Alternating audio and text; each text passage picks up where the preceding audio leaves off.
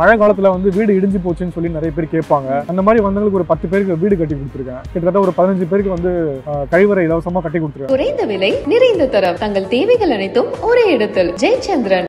Summer holidays வந்தாச்சு, நம்ம GT ஹாலிடேஸும் வந்தாச்சு. GT holidays, South India's #1 travel brand. மாவட்டம் முழுக்க வந்து பல்வேறு இடங்கள்ல பண்ணிட்டு இருக்கேன். இந்த 15,000 மரமும் கிட்டத்தட்ட ஒரு 10 அடி மேல வளர்ந்துருக்கு. குறிப்பா வந்து இது எல்லாமே பொது இடங்கள்ல வச்சிருக்கேன். எந்த ஒரு தனி நபருக்கோ தனியார் இடத்துலயோ வந்து வைக்கல. எல்லாமே அரசுக்கு சொந்தமான இடம். விவேக் சாரோட அது போயிடுச்சு அப்படின்னு நினைச்சிட்டு இருந்தோம். அது ஒரு சாதாரண விஷயம் கிடையாது. 15,000 மரம் வச்சிருக்கீங்க அப்படிங்கிறதும் சாதாரண விஷயம் கிடையாது. எப்படி அது உங்களுக்கு தோணுச்சு? மேடம், இது வந்து ஆரம்பத்துல ஒரு சின்ன ஸ்டோரி இருக்குது பின்னாடி. அது என்ன ஸ்டோரினா, கிட்டத்தட்ட ஒரு பள்ளிக்கு வந்து 1 லட்சம் ஆச்சு, இன்னொரு பள்ளிக்கு ஒரு 1.5 லட்சம் ஆச்சு. இந்த பள்ளியோட வகுப்பறை சைஸ்க்கு ஏற்ற மாதிரி அது வந்து காஸ்ட் மாறுச்சு. கிட்டத்தட்ட 8 ஸ்கூலுக்கு பண்ணேன். அது ஒரு 10 லட்சம் 12 லட்சம் மேல ஆச்சு. அது என்னோட சொந்த பணம். இது கிளாஸ் ரூம்குள்ள போனீங்கன்னா ஒரு பெரிய தியேட்டர் மாதிரி இருக்கும். அங்க போயிட்டு நீங்க படம் பார்க்குற ஒரு ஃபீல், தியேட்டர்ல படம் பார்க்குற ஃபீல் கிடைக்கும். புத்தகமே இல்லாம அங்க போயிட்டு நீங்க ஒரு வீடியோ மூலமா போட்டு காட்டு அவங்களுக்கு பாடம் எடுக்கலாம். அந்த மாதிரி ஒரு வாய்ப்பை ஏற்படுத்தி கொடுத்துருக்கேன். வாழ்வாதாரம் இழந்த பெண்கள், குறிப்பா இந்த கணவரை இழந்த நிறைய பெண்கள் இருக்காங்க. அவங்களுக்கு தேவையான தள்ளுவண்டி கடை வச்சு கொடுக்குறது, அவங்களுக்கு தேவையான சின்ன சின்ன பொட்டி கடை வச்சு கொடுக்குறது, இஸ்திரி கடை வச்சு கொடுக்குறது, சைக்கிள் ரிக்ஷா வாங்கி கொடுத்துருக்கேன். நிறைய பேருக்கு அயன் பாக்ஸ் கடை, அயன் பாக்ஸ் கொடுத்து அவங்களுக்கு இலவசமாக வந்து கடை வச்சு கொடுக்குறது. ஏதோ ஒரு வகையில் அவங்க இருக்கிற இடத்துல அவங்களுக்கு தேவையான தொழில் வாய்ப்பை ஏற்படுத்தி கொடுத்து அதன் மூலமாக அவங்க வாழ்வாதாரத்தை மேம்படுத்தி கொடுக்கணும். நம்ம எவ்வளோதான் நம்ம அரிசி கொடுக்கலாம், சாப்பாடு கொடுக்கலாம், ஒரு வேலை கொடுக்கலாம், தொடர்ந்து டெய்லி கொடுக்க முடியுமா? நான் ஓப்பனாக சேலஞ்ச் பண்ணுறேன். என்னோட சேவையை நீங்கள் எடுத்து வேற எந்த அரசியல்வாதியோட நீங்கள் கம்பேர் பண்ணுங்க. நான் செஞ்சிருக்கிற அளவுக்கு நீங்கள் அவங்க வந்து மக்கள் கொடுக்குற வரி பணத்தில் எடுத்து செய்கிறாங்க. நான் சொந்த முயற்சியில் எடுத்து செஞ்சுட்டு இருக்கேன். எந்தையும் நீங்கள் இன்னொரு அரசியல் தலைவர் ஏதோ ஒரு எம்எல்ஏ ஏதோ நீங்கள் எடுத்து ஒப்பிட்டு பாருங்க. நான் செஞ்சது அளவுக்கு அவங்க செஞ்சிருப்பாங்க நீங்க மட்டும் பாருங்க. இந்த வீடு இடிஞ்சு போச்சுன்னு சொல்லி நிறைய பேர் கேட்பாங்க. அந்த மாதிரி வந்தவங்களுக்கு ஒரு 10 பேருக்கு வீடு கட்டி கொடுத்துருக்கேன். அதே மாதிரி கழிவறை கூட இல்லாம நிறைய பேர் வந்து பெண் குழந்தைங்களை வச்சு ரொம்ப கஷ்டப்படுறாங்க. 12ஆம் வகுப்பு படிக்கிற வரைக்கும் எங்க வீட்லயே டாய்லெட் இல்லை. அந்த கஷ்டம் எனக்கு ரொம்ப தெரியும். அந்த கஷ்டத்துல யாரும் இருக்கக்கூடாதுன்றதுக்காக கிட்டத்தட்ட ஒரு 15 பேருக்கு வந்து கழிவறை இலவசமா கட்டி கொடுத்துருக்கேன். இந்த பையன் விளம்பரத்துக்காக செய்யறான், பின்னாடி ஏதோ ஒரு பெரிய நோக்கம் இருக்கு, இவன் பின்னாடி யாரோ இருக்காங்க, பின்புலம் இருக்காங்க, இவனுக்கு நிறைய பேர் யாரோ உதவி பண்றாங்க போல இருக்கு, அதனாலதான் இவனால நிறைய செய்ய முடியுது. என் ஃப்ரெண்டு, என் கூட படிச்ச பையன் எனக்கு போன வாரம் ஃபோன் பண்ணி, தம்பி உனக்கு அந்த பையனை பத்தி தெரியுமா, தினேஷ் சரவணன் தெரியுமா அப்படின்ட்டு என்ன ஃப்ரெண்டை கேட்டிருக்காங்க. அந்த பையனுக்கு யாருக்கிட்ட நிறைய பொட்டி வருது போல இருக்கு அப்படின்னு சொல்றாங்க. ஆனால் என் சம்பளத்தில் எனக்கு பர்சனலாக ஒரு 70 லட்ச ரூபாய் கடன் இருக்குது. அதையும் மீறி நான் வந்து என்னோட சொந்த பணத்தை போட்டு நான் பண்ணிட்டு இருக்கேன். நிறைய பேர் விமர்சனங்கள் பண்ணிட்டு தான் மேடம் இருக்காங்க. அந்த விமர்சனத்தெல்லாம் பார்த்தா என்னால் இறங்கி செய்ய முடியாது.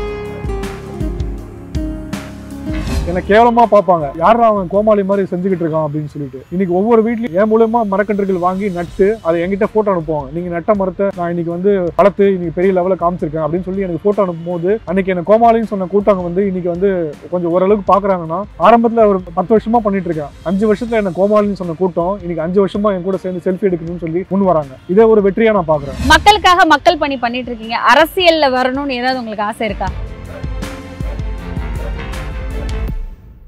வணக்கம் அண்ணா. வணக்கம் மேடம். நாங்களும் நல்ல காற்றை சுவாசிக்கிறோம்னா அதுக்கு நீங்களும் ஒரு காரணம். அதுவும் வேலூர்ல வந்துட்டு எல்லா இடங்கள்லையுமே நீங்க வந்து மரம் வச்சுட்டு இருக்கிறீங்க. வேலூரை பசுமையாக்குறதுல உங்களோட கடமை எவ்வளோ இருக்கோ, உங்களோட உழைப்பு ஃபுல்லா அந்த விஷயத்துக்காக கொடுத்துட்டு இருக்கீங்க. சொல்லுங்களேன், எவ்வளோ மரம் வச்சிருக்கீங்க வேலூர்ல? வேலூர் மாவட்டத்தில் மட்டும் கிட்டத்தட்ட ஒரு 15,000 மரக்கன்றுகள் நட்டு பராமரிச்சுட்டு இருக்கேன். இது வந்து ஒரே நாளில் பண்ணல. இந்த 15,000ம் கடந்த 10 வருஷமா பல்வேறு பகுதிகளில், அதாவது வந்து ஒரே இடத்துல இல்லை, இது மாவட்டம் முழுக்க வந்து பல்வேறு இடங்களில் பண்ணிட்டு இருக்கேன். குறிப்பாக வந்து இது எல்லாமே பொது இடங்களில் வச்சுருக்கேன். எந்த ஒரு தனி நபருக்கோ தனியார் இடத்துலையோ வந்து வைக்கல. எல்லாமே அரசுக்கு சொந்தமான இடம், தனி நபர் கிடையாது இல்லை. ஸோ அதுதான் பொது இடங்களில் வச்சு பராமரிச்சுட்டு இருக்கேன். இந்த 15,000 மரமும் கிட்டத்தட்ட ஒரு 10 அடி மேலே வளர்ந்துருக்கு. அதுதான் எனக்கு ஒரு பெரிய சந்தோஷம். இல்லை டெய்லி போய் பார்ப்பீங்களா அந்த மரத்தை? டெய்லி பார்ப்பேன். ஏதாச்சும் நான் போகிற இடத்துல ஏதாச்சும் ஒரு இடத்துல நான் இந்த மரம் நட்டிருக்கேன்னு தெரிஞ்சால் அந்த இடத்துல போயிட்டு அது எந்த ஸ்டேஜில் இருக்குன்னு சொல்லி பார்க்கறதுக்காகவே போவேன். போய் பார்த்துட்டு அதுக்கு முன்னாடி ஒரு செல்ஃபி எடுத்துக்கிட்டு அது வந்துடுவேன். அந்த மாதிரி ஒரு சந்தோஷமா இருக்கும் எனக்கு. சில பேருக்கு உதவி பண்றதுனாவே நம்மளாம் சொந்தக்காரங்க கூட பிறந்தவங்களுக்கு பண்றதுக்கே சில விஷயங்கள் யோசிப்போம். நம்மளுக்கு போக தான் அடுத்தவங்களுக்கு பண்ணணும், நம்மளுக்கு அப்படிங்கிற மாதிரி ஆயிடுச்சு. உலகமே அந்த மாதிரி ஆயிடுச்சு. எப்படி உங்களுக்கு இப்படி ஒரு மனநிலைமை வந்தது? எல்லாருக்கும் பண்ணணும், இந்த மாதிரி எல்லாரும் நல்லா இருக்கணும், மரம் வைக்கிறதுலாம் சாதாரண விஷயம் கிடையாதுங்க. விவேக் சாரோட அது போயிடுச்சு அப்படின்னு நினைச்சிட்டு இருந்தோம். அது ஒரு சாதாரண விஷயம் கிடையாது. 15,000 மரம் வச்சிருக்கீங்க அப்படிங்கிறதும் சாதாரண விஷயம் கிடையாது. எப்படி அது உங்களுக்கு தோணுச்சு? மேடம் இது வந்து ஆரம்பத்தில் ஒரு சின்ன ஸ்டோரி இருக்குது பின்னாடி. அது என்ன ஸ்டோரினா, நான் வந்து இப்போ ஒரு ஐடியில் ஒர்க் பண்ணிகிட்ருக்கேன். இப்போது எல்லாரும் மாதிரி காலேஜில் இன்ஜினியரிங் முடிச்சுட்டு ஐடியில் ஜாயின் பண்ணும்போது ஒரு பெரிய கனவு இருக்கும். உங்களுக்கு எல்லாருக்குமே தெரியும் ஐடியில் ஒர்க் பண்ணுறவங்க எந்த அளவுக்கு என்ஜாய் பண்ணுவாங்கன்னு சொல்லிட்டு. வீக்கெண்ட் ஆனால் நல்லா என்ஜாய் பண்ணுவாங்க. நானும் அதே மனநிலையில் தான் இருந்தேன். நல்லா சாட்டர்டே சண்டே ஆனால் லீவ் இருக்கும், எனக்கு ஜாலியாக என்ஜாய் பண்ணிட்டு தான் இருந்தேன். ஒரு ஸ்டேஜ் வந்துச்சு எனக்கு. என்னென்னா, என்னோட கூட பிறந்த அண்ணன் சாலை விபத்தில் இறந்துட்டார், சரவணன் சொல்லிட்டு. அவர் வந்து இந்த மாதிரி அநாத ஆசிரமங்களுக்குலாம் வந்து இலவசமாக பால் கொடுத்துட்டு இருந்தார். அவர் ஒரு பால் வியாபாரி. ஒரு சாதாரண வறுமையான குடும்பம் தான் எங்கள் குடும்பம். நான் 12th படிக்கிற வரைக்குமே எங்கள் வீட்டில் டாய்லெட் கிடையாது. அந்த மாதிரி ஒரு பேக்ரவுண்டில் இருந்து வந்த ஃபேமிலி தான் நாங்களும். ஸோ அப்படி இருக்கும்போது கூட ஒரு வாடகை வீட்டில் இருந்த சுச்சுவேஷனு, ஸ்கூல் ஃபீஸ் கட்ட முடியாத சுச்சுவேஷனு, அந்த சுச்சுவேஷனில் கூட அவர் இலவசமாக வந்து இந்த முதியோர் இல்லங்களுக்கு, அப்புறம் குழந்தைங்க இல்லத்துக்குலாம் வந்து இலவசமாக பால் கொடுத்துட்டு இருந்தார். அவர் இறந்ததுக்கப்புறமா, சாலை விபத்தில் இறந்ததுக்கப்புறமா, அவரோட இறுதி ஊர்வலத்தில் கிட்டத்தட்ட ஒரு 1000 பேர் கலந்துக்கிட்டாங்க. அப்போ யாருன்னே தெரியாதவங்க, சொந்தக்காரங்க தான் வருவாங்க யூஸ்வலாக. ஒரு பெரிய அரசியல்வாதியோ இல்லை ஒரு பெரிய பொலிட்டிஷியன் அந்த மாதிரி ஒரு சமூகத்தில் பெரிய பணக்காரராக இருந்தாங்கன்னா ஒரு இறுதி ஊர்வலத்தில் ஒரு நிறைய பேர் வருவாங்க. ஒரு சாதாரண பால் வியாபாரி திடீர்னு நாங்கள் பார்க்கும்போது ஒரு 1000 பேர்கிட்ட வராங்க. அப்படி யோசிக்கும் போது நான் அவர் பண்ண நல்ல விஷயத்துக்காக தான் இவ்வளோ பேர் வராங்கன்றது எனக்கு புரிய ஆரம்பிச்சுது. ஸோ இயற்கையாகவே எனக்குள்ள ஒரு மாற்றம் ஏற்பட்டு அவர் பண்ணதை இன்னும் நிறைய பண்ணணுன்ற ஒரு ஆர்வத்தால் நான் வந்து ஈர்க்கப்பட்டு அது எனக்குள்ளே நேச்சுரலாக நடந்துச்சு. இப்போது கடவுள் நமக்குள்ளே இருந்து ஏதோ ஒன்று சொல்லுவாங்க இல்லையா, அந்த மாதிரி எனக்குள்ளே எங்கள் அண்ணன் இருந்து ஏதோ என்னை வழி நடத்திட்டு இருக்காருன்ற மாதிரி நான் உணர்ந்து நான் 2014 செய்ய ஆரம்பித்தேன். அன்றைக்கி செய்ய ஆரம்பிச்சது தான் அப்படியே கொஞ்சம் கொஞ்சமாக மரக்கன்றுகள் ஆரம்பித்து இன்றைக்கி மக்கள் பணியில் வரைக்கும் தொடர்ந்து செஞ்சுட்டு இருக்கேன். ஒரு விஷயம், அரசு பள்ளி அப்படின்னு எடுத்துக்கும் போது அரசாங்கத்துக்கு இல்லாத அக்கறை, அரசியல்வாதிகளுக்கு இல்லாத அக்கறை, இந்த அரசுக்கு இந்த சமூகத்துக்கு இல்லாத அக்கறை உங்களுக்கு எப்படி வந்தது? மேடம் இப்போ நான் வந்து அரசு பள்ளியில் படிச்சிருந்தா எனக்கு அந்த அக்கறை இருக்குன்னு அப்படின்னு சொல்லணும். நான் அரசு பள்ளியில் கூட படிக்கல. இருந்தாலும் எனக்கு என்னன்னா, நான் போகிற இடத்துல இந்த நிறைய ஊருக்கு ட்ராவல் பண்ணும்போது அரசு பள்ளியில் போகிற பசங்களெலாம் வந்து பார்க்குறேன். அப்புறம் ப்ரைவேட் ஸ்கூலில் போகிற பசங்களையும் பார்க்குறேன். ஒரு பெரிய மாற்றம் இருக்குது. ஏற்றத்தாழ்வு நிறைய இருக்குங்க. அந்த ஏற்றத்தாழ்வுகள் நீங்கள் அவங்க போடுற யூனிஃபார்ம்லேயே பாருங்கள். ஒரு நல்ல ஒரு வெல் ட்ரெஸ்டு அப்படின்னு சொல்லுவாங்க இல்லையா, அதுலேயே நீங்கள் தெரிஞ்சுக்கலாம். நான் இது வந்து கிண்டலுக்காகவோ இதுக்காகவோ சொல்லலை. அவங்க போடுற அந்த ட்ரெஸ்ஸிங் மேனஸ்லேயே வந்து தெரிஞ்சுக்கணும் நம்ம அந்த எந்த அளவுக்கு அவங்க ட்ரெஸ்ஸிங் போடுறாங்கன்னு சொல்லிட்டு. அதுலேயே அந்த அவங்க போடுற ட்ரெஸ்ஸிங்லேயே அவங்க வந்து ஏழ்மையாக இருக்கிறத காட்டுது. என்ன மாறணும்னு நினைக்கிறீங்க? என்ன மாறணும்னா, இப்போ ஒரு பெரிய ஒரு இன்ஃப்ராஸ்ட்ரக்சர் கொண்டு வரணும் மேடம். நீங்கள் டெல்லியில் எடுத்துக்கோங்க. டெல்லியில் நான் எந்த அரசாங்கத்தையும் நான் வந்து புகழ்ந்தோ நான் தாழ்த்தியோ பேசலை. ஆனால் ஒரு பெரிய மாற்றத்தை டெல்லியில் வந்து அரசாங்கம் வந்து கொண்டு வராங்க. என்ன கொண்டு வராங்கன்னா, அடுத்த தலைமுறை உயரணும்னா அதுக்கு ஆரம்பமே வந்து இந்த ஸ்கூல்லேருந்து மாறணும். இப்போது ஒரு நல்ல சமுதாயம் உருவாகணும்னா அது எங்கேருந்து ஆரம்பிக்கணும்? திடீர்னு போயிட்டு ஒரு வயசுக்கு வந்தவங்களோ இல்லை வயசானவங்களையோ போயிட்டு நீங்கள் மாற முடியாது. அது வந்து பேசிக் கல்வியில் அடிப்படையிலேருந்தே புகுத்தணும் அவங்கக்கிட்ட. ஒரு சின்ன திருடாதுன்னு சொல்லிட்டு திருடவங்ககிட்ட போய் சொன்னால் அது எடுபடாது. சின்ன வயசில் இருக்க குழந்தை 5 வயசு குழந்தைகிட்டே வந்து நம்ம என்ன சொல்கிறோம், திருடக்கூடாது, அடுத்தவங்க பொருளை எடுக்கக்கூடாதுன்னு சொல்லிட்டு ஆரம்ப கல்வியிலேருந்தே அதை அவங்க புகுத்தணும். இப்போது தரமான கல்வியை நம்ம எங்கேருந்து கொடுக்கணும்? சின்ன வயசுலேருந்தே கொடுக்கணும். அப்போ தரமான கல்வி ஒரு பெரிய ஸ்கூலே நம்ம இங்கே உருவாக்கணுன்ற ஒரு தேவை இங்கே இருக்குது. ஒரு மாடல் ஸ்கூலை உருவாக்கி ஒரு பெரிய இன்ஃப்ராஸ்ட்ரக்சர் கொண்டு வந்து ஒரு அரசு பள்ளி வந்து ஒரு முன்மாதிரியாக இருக்கணும். எந்த ஒரு தனியார் பள்ளிக்கும் வந்து சளைச்சதில்லை அப்படின்ற ஒரு பெரிய ஒரு மாதிரி பள்ளியை கொண்டு வந்தால் தான் மக்கள் மனநிலை மாறும். மக்கள் வந்து என்ன பண்ணுவாங்க, அந்த அரசு பள்ளியில் சேர்க்கறதுக்கு கியூ கட்டிட்டு லைனில் நிற்பாங்க. இப்போ நீங்கள் சொல்லுங்கள், சென்னையில் எத்தனை அரசு பள்ளி வாசலில் வந்து பெற்றோர்கள் போய் நிற்கிறாங்க? ஒரு தனியார் பள்ளி எடுத்துக்கோங்க, எத்தனை தனியார் பள்ளி வாசலில் 2 நாள் கியூவில் லைனில் நிற்கிறாங்க மேடம். ஒத்துக்கிறீங்களா இல்லையா? அந்த ஸ்கூலில் அட்மிஷன் கிடைக்கணும்னு சொல்லிட்டு 2 நாள் முன்னாடி வேலை வெட்டிலாம் விட்டுட்டு போய் லைனில் நிற்கிறாங்க. அப்போ என்ன இருக்காங்க, அங்கே தனியார் பள்ளியில் அந்த அளவுக்கு தரம் கொடுக்குறாங்க. அவங்க தரம் கொடுக்குறாங்களோ இல்லையோ அந்த அளவுக்கு மனசில் மக்கள் மனநிலை மாற்றி வச்சுருக்காங்க. இப்போ ஒரு சாதாரண தனியார்கிட்டே அந்த அளவுக்கு பண்ண முடியும்னா, இவ்வளோ பெரிய சாம்ராஜ்யத்தை கட்டி எழுப்புற அரசாங்கத்தால், இவ்வளோ பெரிய நிர்வாகத்தை வச்சுட்டு இருக்க இந்த அரசாங்கத்தால் ஒரு முன்மாதிரி பள்ளியை ஏன் உருவாக்க முடியாது? அரசு பள்ளியில எதுவுமே சரியா இல்லைன்னு சொல்றீங்களா? சரியான வசதிகள் இல்லை, மாணவர்களுக்கு கிடைக்க வேண்டிய சில விஷயங்கள் கிடைக்கல அப்படிங்கிறத சொல்றீங்க. கிடைக்கிற நிதியை ஒரு பெரிய இன்ஃப்ராஸ்ட்ரக்சரை கொண்டு வந்து ஒரு பெரிய டீச்சர்ஸுமே வந்து மாறணும் மேடம். இங்கே ஒரு டீச்சர்ஸுமே இங்கே உள்ளே வந்து என்ன பண்ணுறாங்க, அவங்களுக்கு வந்து மாத சம்பளம் வந்துடுது, அவங்களுக்கு கேள்வி கேட்குற யாரும் ஆள் இல்லை. அடுத்தடுத்து அவங்க பாடம் நடத்தினாலும் சரி நடத்தினாலும் சரி அவங்க வேலையை அவங்க பண்ணுறாங்க. நிறையா நான் வந்து எல்லா டீச்சர்ஸையும் நான் குறை சொல்லலை. இந்த நான் பண்ண 8 அரசு பள்ளிக்கு ஸ்மார்ட் வகுப்பறை கட்டி கொடுத்துருக்கேன். ஸ்மார்ட் வகுப்பறையை தலா 1.5 லட்ச ரூபாய் 1 லட்ச ரூபாய் செலவுல ஒவ்வொரு பள்ளிக்கும் நான் கட்டி கொடுத்துருக்கேன். அந்த 8 அரசு பள்ளி எல்லாமே அரசு ஆதி திராவிடர் பள்ளி மேடம். அந்த எல்லா அரசு ஆதி திராவிடர் பள்ளிக்கும் இந்த வகுப்பறையில் ஸ்மார்ட் வகுப்பறை வேணும்னு சொல்லி அந்த தலைமை ஆசிரியர் தான் என்னை தொடர்பு கொண்டு எனக்கு கேட்டாங்க. அப்போது எல்லா தலைமை ஆசிரியரையும் நான் சொல்லலை. அந்த பள்ளி இப்போ இந்த ஆசிரியர் கூட அவங்களால முடிஞ்ச ஏதோ ஒரு வகையில் ட்ரை பண்ணி என்னை காண்டாக்ட் பண்ணி என்ன மாதிரி நிறைய பேரை ட்ரை பண்ணி அவங்க ஏதோ ஒரு பள்ளிக்கு அந்த ஏதாச்சும் ஒரு வசதி ஏற்படுத்தி கொடுக்கணும்னு ஏதோ ஒரு முயற்சி எடுத்துகிட்டு தான் இருக்காங்க. இந்த மாதிரி ஆசிரியர்களும் இருக்காங்க. ஆனால் எல்லா ஆசிரியர்களும் வந்து ஒரு தொடர்ந்து இந்த மாதிரி பண்ணுறதில்ல. நான் என்ன சொல்கிறேன்னா, ஒரு பெரிய மாடல் இன்ஃப்ராஸ்ட்ரக்சரை கொண்டு வரணும். ஒரு பெரிய அரசு பள்ளியை ஒரு பெரிய இடத்து ஒரு மாவட்டத்துக்கு அட்லீஸ்ட் ஒரு பள்ளியாவது அந்த மாதிரி கட்டி வச்சுட்டு அந்த பள்ளியில் எல்லாமே இருக்கணும் மேடம். ஸ்போர்ட்ஸில் கற்றுக் கொடுக்குறதுக்கு ஸ்விம்மிங் இருக்கணும், பேட்மிண்டன் இருக்கணும், டென்னிஸ் கோர்ட் இருக்கணும். அந்த பள்ளியில் அந்த மாணவரை போய் சேர்ந்துட்டா அட்லீஸ்ட் நாளைக்கு வந்து அங்கேருந்து ஒரு பெரிய ஸ்போர்ட்ஸ்மேனாக வெளியே வரணும், அட்லீஸ்ட் ஒரு ஒரு ஒரு நீச்சல் வீரராக வெளியே வரணும், ஒரு பேட்மிண்டனில் ஒரு பெரிய பிவி சிந்து மாதிரி வெளியே வரணும், டென்னிஸில் ஒரு ஜோகோவிச் மாதிரி ஒரு பெரிய ஆளாக வெளியே வரணும். அட்லீஸ்ட் ஒரு பெரிய ஒரு மாவட்ட ஆட்சியரோ இல்லை நிறைய பேர் மாவட்ட ஆட்சியர் நிறைய பேர் அங்கே வந்திருக்காங்க, அவங்களோட சொந்த டேலண்ட்டில் வந்திருக்காங்க. இப்போ ஒரு அரசு பள்ளி இப்போது சொந்த முயற்சியில் வரது வந்தால் எல்லாரும் வந்துருவாங்க மேடம். அது இன்பார்ன் டேலண்ட். அது நான் அதை சொல்ல வரல. ஒரு ஆசிரியர் வந்து ஒரு மாணவர்களுக்கு கற்றுக் கொடுத்து அந்த கற்றுக் கொடுத்தது மூலமாக ஒருத்தர் டேலண்ட்டை வெளியே கொண்டு வருதுன்றது வந்து அரசு பள்ளியில தாண்டி ப்ரைவேட் ஸ்கூலில் தான் நடக்குது. இப்போது கவர்மெண்ட் ஸ்கூலில் நடக்குது. அது எப்படி தெரியுமா? அது சொந்த முயற்சி, சொந்த மாணவரோட டேலண்ட்டை மூலமாக அது வெளியே வருது. அது மாறணும். அப்போ நம்ம மாறணும்னா என்ன பண்ணணும்? ஒரு பெரிய மாடல் ஸ்கூலை உருவாக்கி அதன் மூலமா வந்து நிறைய டேலண்ட்டை கொண்டு வரணும் மேடம். இதுதான் என்னோட கோரிக்கை. சரி, ஓகே. இப்போ ஆதி திராவிடர் பள்ளிக்கூடங்களுக்கு நீங்க வந்து ஸ்மார்ட் வகுப்பறை கட்டி கொடுத்துருக்கீங்கன்னு சொல்றீங்க, அதுவும் அந்த தலைமை ஆசிரியர்கள் கேட்டு நீங்க பண்ணியிருக்கீங்கன்னு சொல்றீங்க. ஸோ இதுக்கெல்லாம் காசு எங்க இருந்து மேடம்? இது வந்து என்னோட சம்பளத்துல ஒரு பகுதி இதுக்குன்னு நான் ஒதுக்குறேன். என்னோட மாச சம்பளம் வந்து ஒரு குறிப்பிட்ட அமௌண்ட் நான் வாங்குறேன்னா அந்த சம்பளத்துல பாதி அமௌண்ட் இதுக்குன்னு ஒதுக்கிட்டு அந்த அமௌண்ட்ல வந்து ஒவ்வொரு நிகழ்வாக நான் பண்ணிட்டு இருக்கேன். இப்போ குறிப்பா இந்த ஸ்மார்ட் வகுப்பறைனா என்னன்னு கேட்டீங்க. ஏற்கனவே அரசு பள்ளியில் ஸ்மார்ட் வகுப்பறை இருக்குது, நீங்கள் என்ன புதுசாக பண்ணியிருக்கீங்க அப்படின்னு நீங்கள் கேட்கலாம். நீங்கள் போய் பாருங்கள், நான் சேலஞ்ச் பண்ணுறேன். அரசு பள்ளி அரசு சார்பாக ஏற்படுத்தி கொடுத்துருக்க ஒரு ஸ்மார்ட் வகுப்பறையும் நான் கட்டி கொடுத்த ஸ்மார்ட் வகுப்பறையும் நீங்கள் ஒப்பிட்டு பாருங்கள். நான் பண்ணது எந்த அளவுக்கு நீங்கள் ஒரு பெருசாக இருக்கும்னு நீங்கள் பாருங்கள். நான் பண்ணி கொடுத்ததில் ஒரு ஹோம் தேட்டர் இருக்கும். உள்ள ஸ்கூலுக்குள்ளே நீங்கள் கிளாஸ் ரூம்குள்ளே போனீங்கன்னா ஒரு பெரிய தேட்டர் மாதிரி இருக்கும். அங்கே போயிட்டு நீங்கள் படம் பார்க்குற ஒரு ஃபீல் தேட்டரில் படம் பார்க்குற ஃபீல் கிடைக்கும். புத்தகமே இல்லாமல் அங்கே போயிட்டு நீங்கள் ஒரு வீடியோ மூலமாக போட்டு காட்டு அவங்களுக்கு பாடம் எடுக்கலாம். அந்த மாதிரி ஒரு வாய்ப்பை ஏற்படுத்தி கொடுத்துருக்கேன். இந்த மாதிரி ஒரு கிட்டத்தட்ட ஒரு பள்ளிக்கு வந்து 1 லட்சம் ஆச்சு, இன்னொரு பள்ளிக்கு ஒரு 1.5 லட்சம் ஆச்சு. அந்த பள்ளியோட வகுப்பறை சைஸ்க்கு ஏற்ற மாதிரி அதை வந்து காஸ்ட் மாறுச்சு.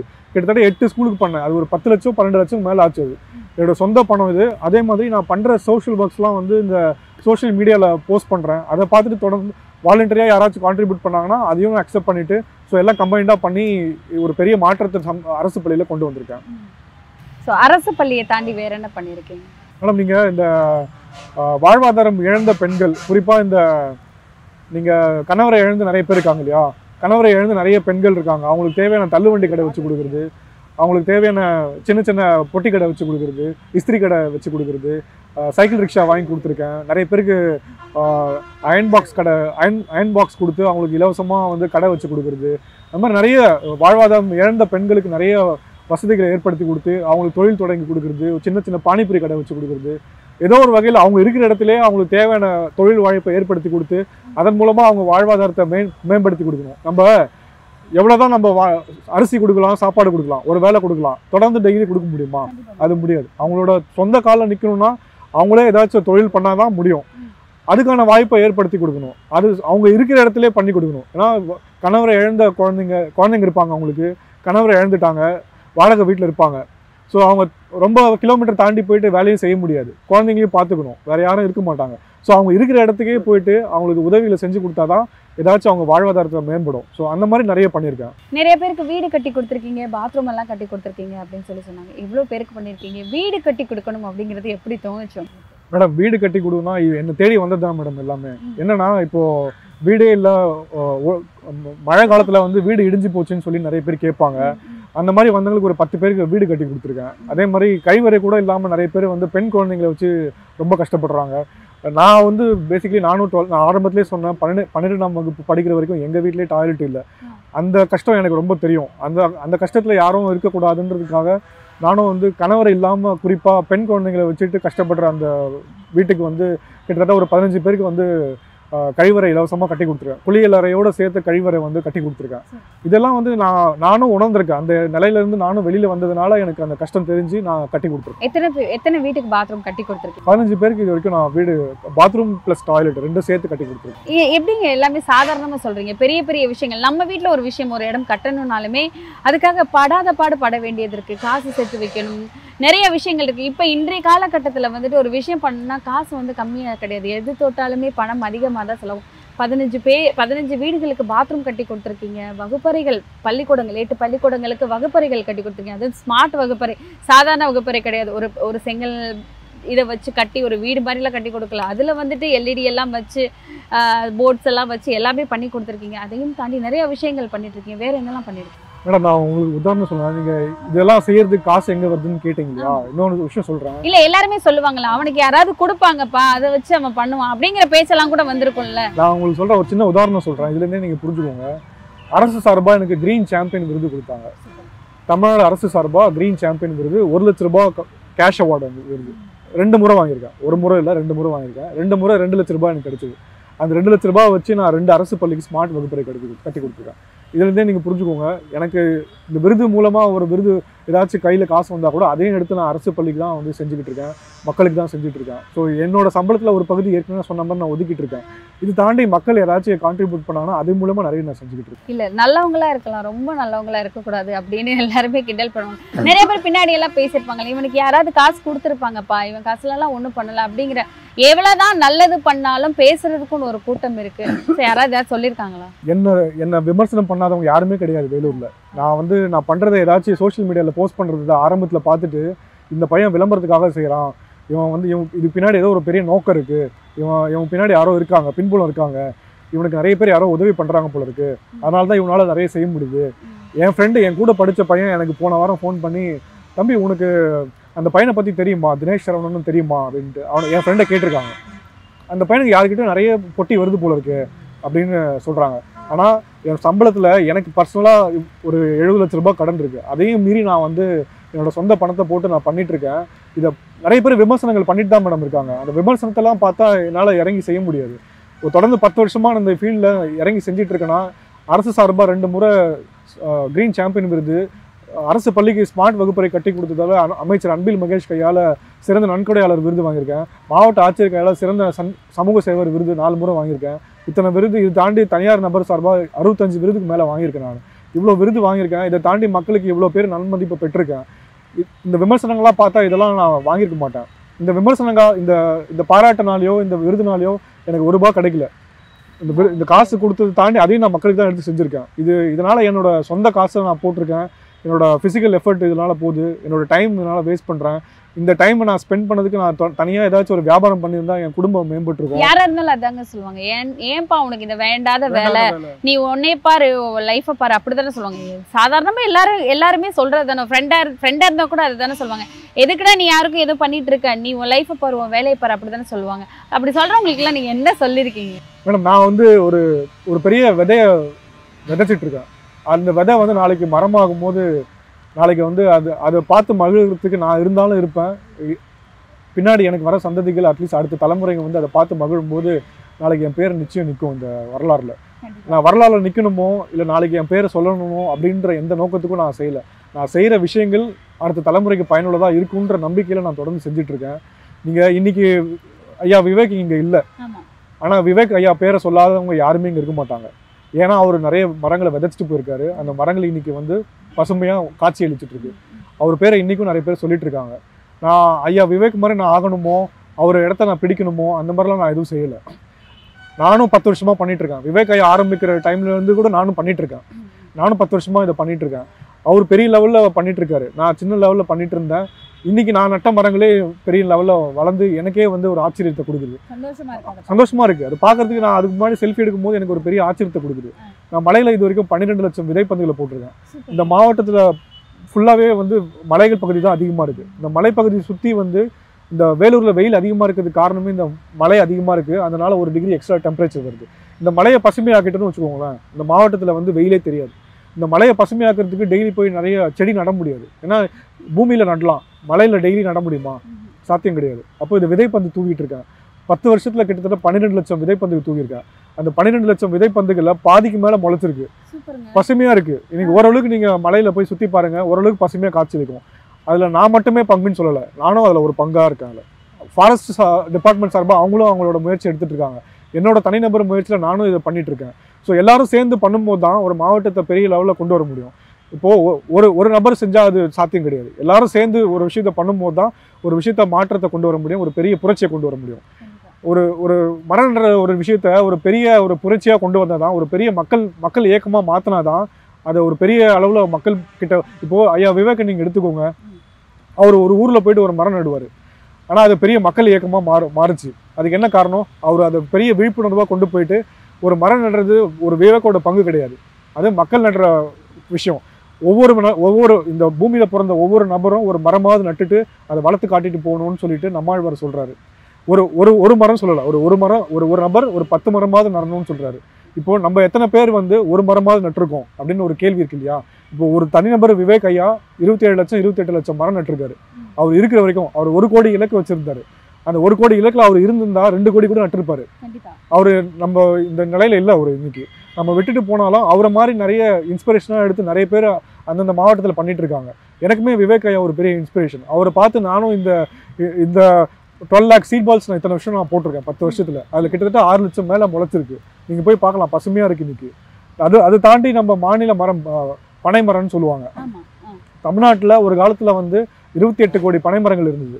இன்னைக்கு வெறும் 4 கோடி தான் இருக்குது. இந்த பனை மரங்கள் அழிஞ்சதுக்கு பின்னாடி 1000 காரணம் இருக்குது.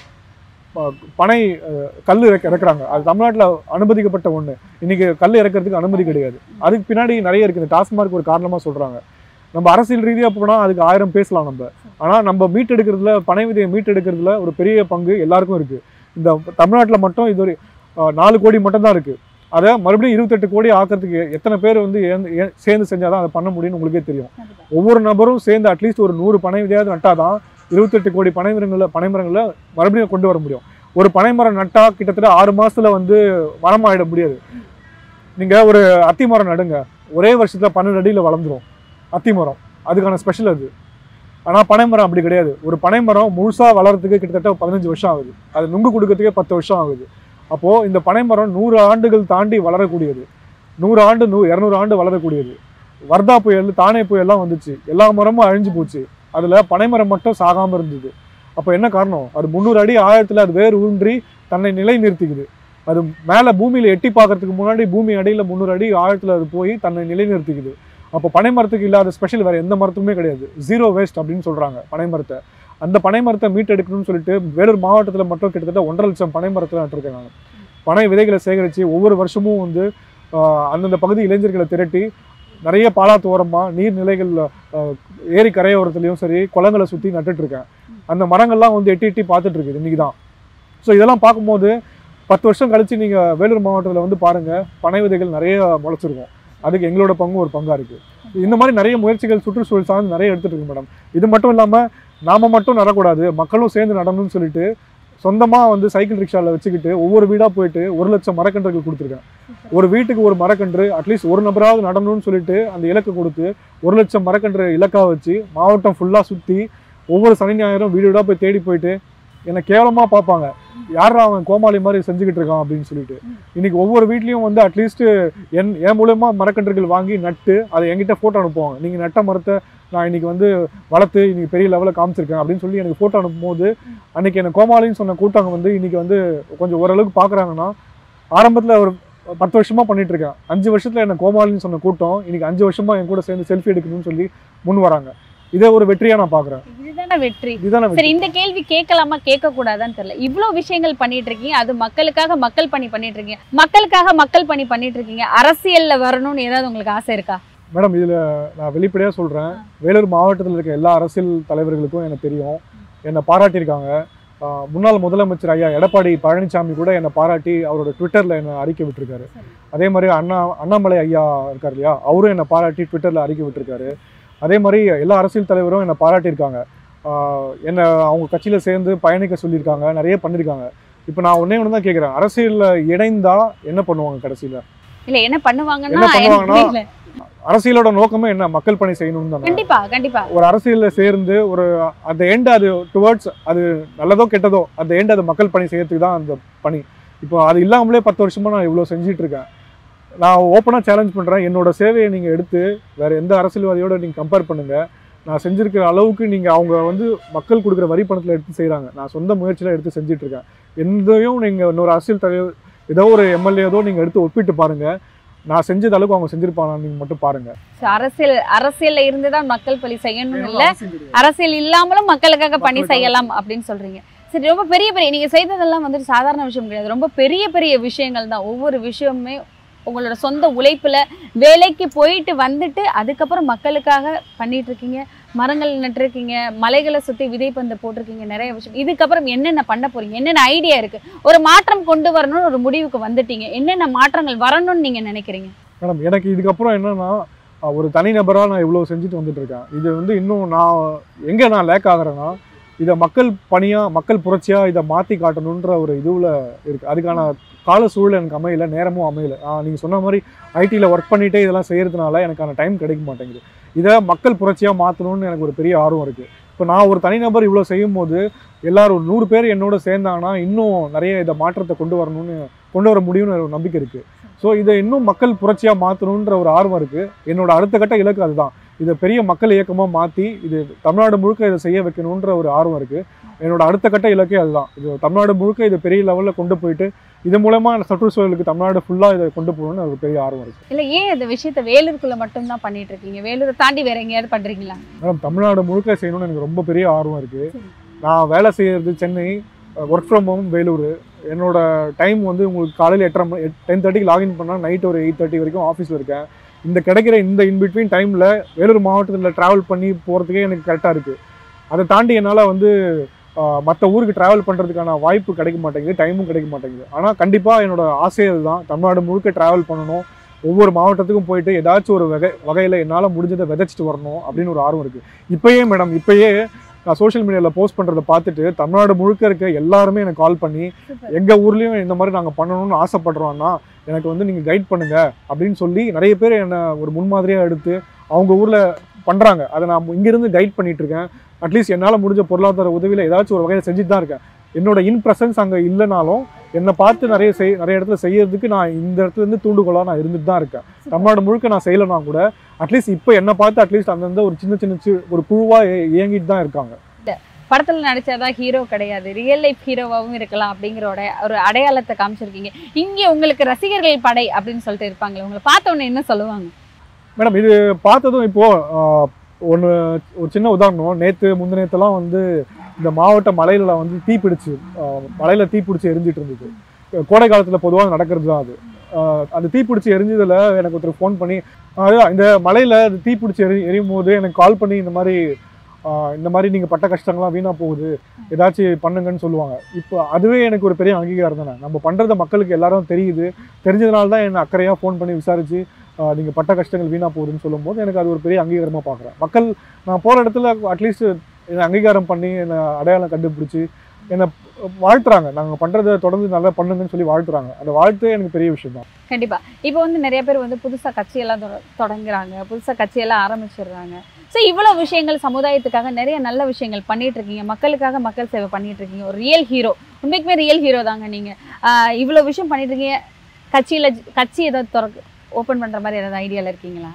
மேடம், நான் செய்கிறேன். இல்லை, யாராவது உங்ககிட்ட வந்து கேட்டா நீங்கள் இவ்வளோ பண்ணுறீங்க, மக்களுக்கு உங்களை எல்லாருக்கும் நிறைய பேருக்கு தெரியுது, மக்களுக்காக கஷ்டப்பட்டு உழைக்கிறீங்க, நீங்கள் கட்சியில் வந்து இணைஞ்சுக்கோங்கப்பா, இல்லை புதுசாக கட்சி உருவாக்குங்க, நாங்கள் பார்த்துக்குறோம் அப்படின்னு யாராவது சொன்னால் நீங்கள் ஜாயின் பண்ணுற ஐடியாவில் இருக்கீங்களா? மேடம், நீங்கள் கேட்குற கேள்வி கரெக்டு தான். இன்றைக்கி இருக்க எந்த அரசியல் கட்சியில் இருக்க யார் வந்து இந்த மாதிரி மக்களுக்கு சேவை பண்ணிட்டு இருக்காங்க நீங்களே சொல்லுங்கள். ஏன்னா ஒரு அரசியல் கட்சியில் இருக்க எல்லாருமே வந்து தன்னோட கஜானாவை நிரப்பணும்னு தான் பார்க்குறாங்களே தவிர மக்களுக்கு வந்து எதுவும் செய்யணும்னு அவசியம் எதுவும் இல்லை. இப்போது அரசு ஒதுக்குற நிதியை கூட தன்னோட பாக்கெட்டுக்கு, தன்னோட சொந்தக்காரங்க பாக்கெட்டுக்கு ஃபஸ்ட்டு போயிட்டு தான் மக்கள்கிட்டே வருது. ஒரு சாதாரணமாக ஒரு குளத்தை தூர்வாரணும்னு சொல்லிட்டு அரசு ஒதுக்குற நிதியை அந்தந்த பகுதியில் இருக்க ஆளுங்கட்சியோ ஏதோ ஒரு எதிர்கட்சியோ, அரசியல்வாதி பொதுவாக சொல்கிறேன் நான், ஆளுங்கட்சியோ எதிர்கட்சியோ சொல்லலை, எந்த அரசியல்வாதியாக இருந்தாலும் சரி அவங்களோட கஜானாவை நிரப்பிட்டு தான் அது அவங்க போடுற பிச்சையில் தான் மக்களுக்கே வந்து வருது. அவங்க 1 லட்ச ரூபாய்னா அதில் 70,000 ரூபாய் எடுத்துகிட்டு மிச்சம் 30,000 ரூபாய் தான் வந்து மக்களுக்கே கொடுக்குறாங்க. அதில் இருந்து தான் செய்யணும்னு ஒன்றும் அவசியம் கிடையாது. நான் இல்லாமலே இவ்வளோ பேருக்கு செஞ்சுட்டு இருக்கேன், என்னால் இவ்வளோ பேர் லட்சக்கணக்கான மக்கள் பயனடைஞ்சிட்டு இருக்காங்க. ஸோ அதனால் இருந்து தான் செய்யணுன்ற எந்த அவசியமும் இல்லை மேடம். எனக்கு பொதுமக்கள்கிட்ட ஒரே ஒரு கோரிக்கை தான், இதை யாரும் என்னை பற்றி தெரியாதவங்களும் சரி, என்னை பார்க்காதவங்களும் சரி, என்னோட சமூக வலைத்தளங்களை போயிட்டு இல்லை கூகுளில் போயிட்டு தினேஷ் சரவணன் வெள்ளூர்னு போட்டு பாருங்கள். என்னோட மொத்த ஜாதகமும் அதில் பார்க்கலாம். நீங்கள் ஒரே ஒரு கோரிக்கை என்னென்னா, பொது சேவை பண்ணுறது வந்து ஒரு பெரிய விஷயமா நான் பார்க்குறேன். என்னென்னா, தன்னோட சொந்த வெறுப்புகளை தாண்டி என்னோட பர்சனல் லைஃப்னு ஒன்று இருக்குது. எனக்கு திருமணமாகி 3 வருஷம் தான் ஆகுது. இது வரைக்கும் நான் டைம் ஸ்பெண்ட் பண்ணதே கிடையாது, எங்கள் ஃபேமிலியோட வெளியில் போனதும் கிடையாது. அந்த பர்சனல் லைஃப்லாம் தாண்டி ஒரு ஆஃபீஸு, அரசியல் இந்த மாதிரி சோஷியல் சர்வீஸ்ன்னு சொல்லிட்டு இதிலே நான் வந்து டைம் ஸ்பெண்ட் பண்ணிட்டுருக்கேன். என்னோட மொத்த எனர்ஜியும் இதுக்காகவே நான் கொடுத்துட்ருக்கேன். இந்த மாதிரி ஆட்களை நீங்கள் என்கரேஜ் பண்ணுங்கள். என்கரேஜ் பண்ணாங்கன்னா இது மூலமா இன்னும் நிறைய மக்கள் வந்து பயனடைவாங்க. அதனால் எங்களை மாதிரி ஆட்களுக்கு நிறைய சப்போர்ட் கிடைக்கணுன்றது தான். இன்றைக்கி சொசைட்டியில் வந்து எல்லாமே நெகட்டிவ் சார்ந்து தான் இருக்குது. ஒரு பொது வெளியில் ஒரு நெகட்டிவாக ஒரு விஷயம் பேசுனாங்கன்னா அதை தான் வந்து மக்கள் பெருசாக விரும்பி பார்க்குறாங்க. இந்த மாதிரி சமுதாய பணி செய்கிறவங்களையோ ஒரு நல்லது பண்ணுறவங்களையோ ஊக்குவிச்சியோ அந்த மாதிரி யாரும் பார்க்க மாட்றாங்க. அதை விரும்பியோ ஒரு 5 நிமிஷம் பார்க்குறாங்களே, ஒரு 5 செகண்ட் பார்க்குறாங்க, அதை தட்டி விட்டுட்டு போயிடுறாங்க. அதே ஒரு பொண்ணை வந்து ஒரு ஒரு ஒரு ஒரு தப்பான நோக்கத்தோடு பார்க்குற ஒரு வீடியோவோ ஏதாச்சும் ஒன்று வந்துச்சுன்னா அதை மக்கள் விரும்பி பார்க்குறாங்க. எல்லாமே வந்து சொசைட்டி வந்து ஒரு நெகட்டிவ் சார்ந்தே போயிட்டுருக்கு. இந்த நெகட்டிவ் சார்ந்த உலகத்துலேயும் வந்து இந்த மாதிரி மக்கள்லாம் இருக்காங்க. அந்த மாதிரி ஆட்களை தேடி கண்டுபிடிச்சி ஒரு சோஷியல் ரெஸ்பான்சிபிலிட்டியோடு நீங்கள் வந்து ஆதரிக்கணுன்றது தான் என்னோட கோரிக்கையாக வைக்கிறேன். கண்டிப்பாக உங்களது மக்கள் பணி தொடரட்டும். நன்றி. நன்றி மேம். குறைந்த விலை, நிறைந்த தரம், தங்கள் தேவைகள் அனைத்தும் ஒரே இடத்தில். ஜெயச்சந்திரன். சம்மர் ஹாலிடேஸ் வந்தாச்சு, நம்ம ஜிடி ஹாலிடேஸும் வந்தாச்சு. GT holidays, South India's number 1 travel brand.